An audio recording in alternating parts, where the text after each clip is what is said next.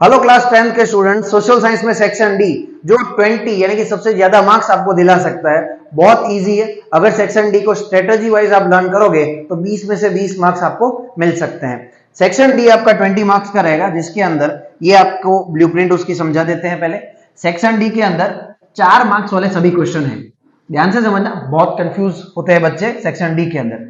आपका section divided है दो हिस्सों में, 16 प्लस 4, यानी कि 16 मार्क्स क्वेश्चन आंसर, 4 मार्क्स का आपका हो जाएगा मैप। मैप आपका फिक्स है, 54 नंबर का जो क्वेश्चन है वो कंपलसरी आपको अटेंड करने रहेगा। एक एक मार्क्स के लोकेशन पूछे जाएंगे जो चैप्टर नंबर 8, 9, 10 और 13 में से रहेंगे। अब बात करते हैं ये 16 मार्क्स। ये 16 मार्क्स आपको 4 सवाल करने पड़ेंगे, 4 question, each question has 4 marks equals to 16 marks. तो ये क्वेश्चन जो 4 आपको कौन से करने हैं, तो चैप्टर नंबर 5 में से 47, 48 नंबर, चैप्टर 10 में से 49, 50, 17 में से 51, 52, 21 नंबर के चैप्टर में से आने वाला है 53। यानी कि आपको टोटल 1, 2, 3, 4, 5, 6 और 7 क्वेश्चन दिए होंगे, जिसमें से आपको कितने अटेंड करने हैं, 4। मेरे हिसाब से आप यहाँ पे जो इंपॉर्टेंट क्वेश्चंस है उतने अगर लर्न कर लोगे तो सेक्शन डी आपका पूरा कवर हो जाएगा। चलिए सबसे पहले इंपॉर्टेंट क्वेश्चन चैप्टर नंबर 5 में से।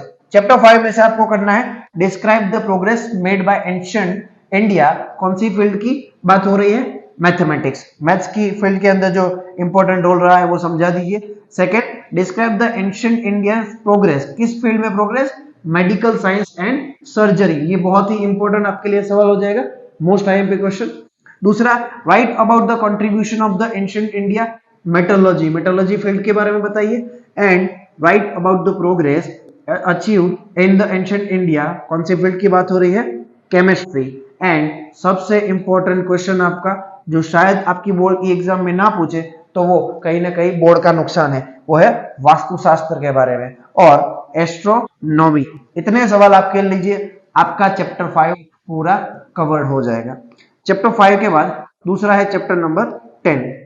चैप्टर 10 के अंदर आपको क्या पढ़ के जाना है, right notes on the type of agriculture. Agriculture के टाइप्स आपको अच्छे से पढ़ लेने हैं, ध्यान से कंफ्यूज मत होना। इस चैप्टर के अंदर एग्रीकल्चर के टाइप्स और फार्मिंग के टाइप्स दोनों अच्छे से पढ़ लेने हैं, दोनों करके जाना। यहाँ पे कंफ्यूज मत होना, पूछा हो एग्रीकल्चर का और आप फार्मिंग की लिख दोगे तो भी आपका आंसर रॉन्ग हो जाएगा। दूसरा मोस्ट इंपॉर्टेंट, ग्रीन रिवॉल्यूशन पूछ सकते हैं आपको, और पैडी और वीट, ये दोनों सबसे favourite, hot favourite topic board के रहते हैं हर साल, वीट और पैडी। और short note, contribution of agriculture, जो हमारे नेशनल इनकम में देखने को मिलते हैं। ये सबसे इंपॉर्टेंट सवाल और टॉपिक हो जाते हैं आपके चैप्टर नंबर 10 में से। नेक्स्ट हमारा जो चैप्टर है वो है चैप्टर नंबर 17। 17 चैप्टर जो आपको ज्यादा मार्क्स दिला सकता है अगर 17 चैप्टर प्रॉपर करके जाओगे तो। Explain the poverty alleviation programme, यानी कि गरीबी जो है उसको कम करने के जो प्रोग्राम्स कौन से है वो। दूसरा, explain the poverty in India, Bharat के अंदर जो गरीबी है उसके बारे में बताइए। इसके अंदर आपको बहुत सारे फैक्ट डेटा लर्न करने पड़ेंगे, किस ईयर में कितनी गरीबी हुआ करती थी, उसमें क्या इंप्रूवमेंट हुआ, इस तरह से। Give the information about the efforts made by government, जो सरकार ने रिड्यूस पॉवर्टी को करने के लिए प्रयास किए हैं उनके बारे में बताइए। And what are the reasons for the emergence of the poverty in India, यानी कि भारत के अंदर जो इतनी गरीबी है वो क्यों इतनी बड़ी, उसके बारे में उसके रीजन समझाइए। And right on the notes of the poverty in India and the discuss the steps taken by, कौन से स्टेप गवर्नमेंट ने लिए हैं हमारे गरीबी को हटाने के लिए, और उसके लिए जो एलिवेशन प्रोग्राम चलाया है उसके बारे में डिस्क्राइब कीजिए। और एग्रीकल्चर सेक्टर के लिए भी किस किस प्रकार के प्रोग्राम सरकार ने रन किए हैं। सबसे हॉट फेवरेट टॉपिक उसका रहता है ग्रामोदय, जो हमारे एलिवेशन प्रोग्रामों में से एक है कि ग्राम उदय थी Bharat Uday, and give a different kharif crop and rabi crop. ये डिफरेंस बिटवीन आपको कंपलसरी करके जाना है। एक साइड आप रबी क्रॉप के बारे में समझाएंगे और दूसरे साइड खरीफ क्रॉप के बारे में समझाएंगे। इस तरह से आपको ये सवाल पूछा जा सकता है। इतने सवाल कर लीजिए, आपका 17 चैप्टर कंप्लीट हो जाएगा। Next, last but not the least, ये आपका चैप्टर नंबर 21 है। ये सवाल आपके आने वाले हैं चैप्टर नंबर 21 में से।